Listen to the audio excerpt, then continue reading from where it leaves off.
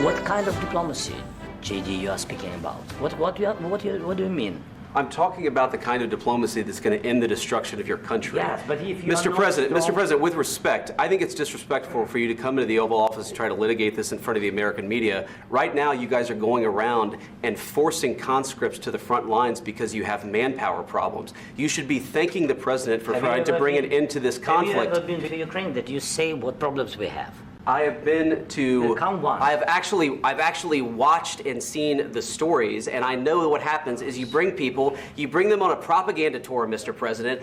Do you disagree that you've had problems bringing people into your military? And do you think that it's respectful to come to the Oval Office of the United States of America and attack the administration that is trying to prevent the destruction of your country? A lot of questions. Let's start from the beginning. Sure. First of all, during the war, everybody has problems, even you, but you have nice ocean and don't feel now, but you will feel it in the future. God bless. You don't know that. God bless. God bless. You will not have a war. Don't tell us what we're going to feel.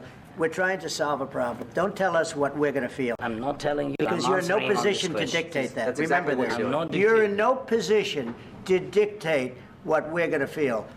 We're going to feel very good. You will feel influence. We're going to feel very good and very strong. You will feel influence. You're right now not in a very good position.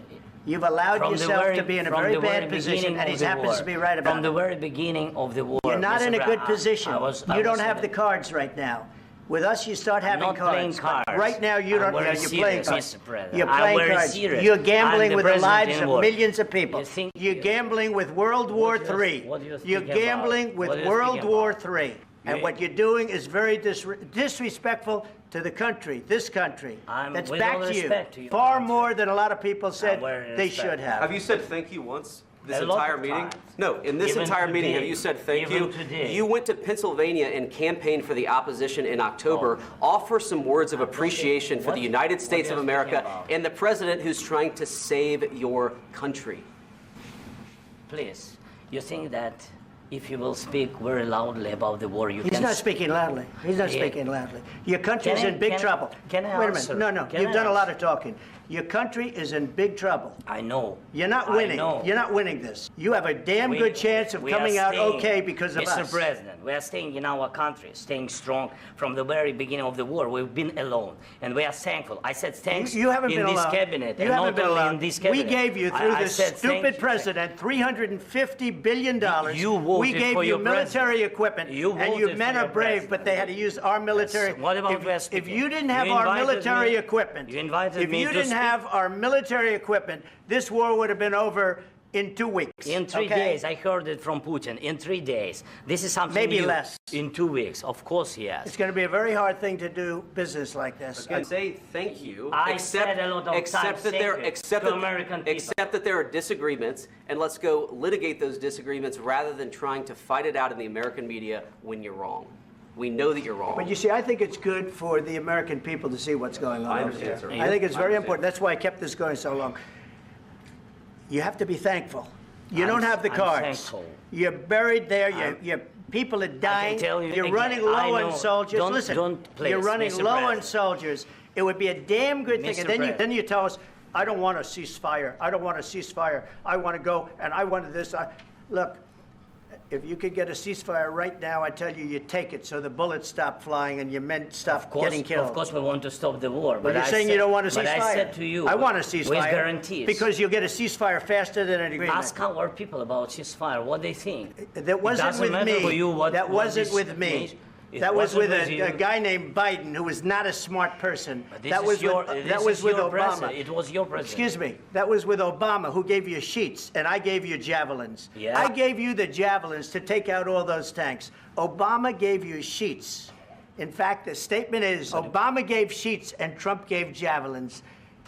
You got to be more thankful, because let me tell you, you don't have the cards. With us, you have the cards. But without us, you don't have any cards. What if Russia breaks ceasefire? What if Russia breaks peace talks? What do you do then? What if anything? What if a bomb drops on your head right now? Okay? What if they broke it? I don't know. They broke it with Biden because Biden, they didn't respect him. They didn't respect Obama.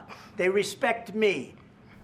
Let me tell you, Putin went through a hell of a lot with me. He went through a phony witch hunt where they used him and Russia Russia, Russia, Russia. You ever hear of that deal? That was a phony Hunter Biden, Joe Biden scam. Hillary Clinton, Shifty Adam Schiff. It was a Democrat scam. And he had to go through that. And he did go through it. We didn't end up in a war. And he went through it. He was accused of all that stuff. He had nothing to do with it. It came out of Hunter Biden's bathroom. It came out of Hunter Biden's bedroom. It was disgusting. And then they said, oh, the laptop from hell was made by Russia, the 51 agents. The whole thing was a scam. And he had to put up with that. He was being accused of all that stuff. All I can say is this. He might have broken deals with Obama and Bush, and he might have broken them with Biden. He did, maybe. Maybe he didn't. I don't know what happened. But he didn't break them with me. He wants to make a deal. I don't know if you can make a deal. The problem is I've empowered you to be a tough guy. And I don't think you'd be a tough guy without the United States. And your people are very brave. But you're either going to make a deal or we're out. And if we're out, you'll fight it out. I don't think it's going to be pretty, but you'll fight it out. But you don't have the cards. But once we sign that deal, you're in a much better position. But you're not acting at all thankful. And that's not a nice thing. I'll be honest, that's not a nice thing. All right, I think we've seen enough. What do you think? Huh? This is going to be great television, I will say that. All right, we'll see what we can do about putting it together.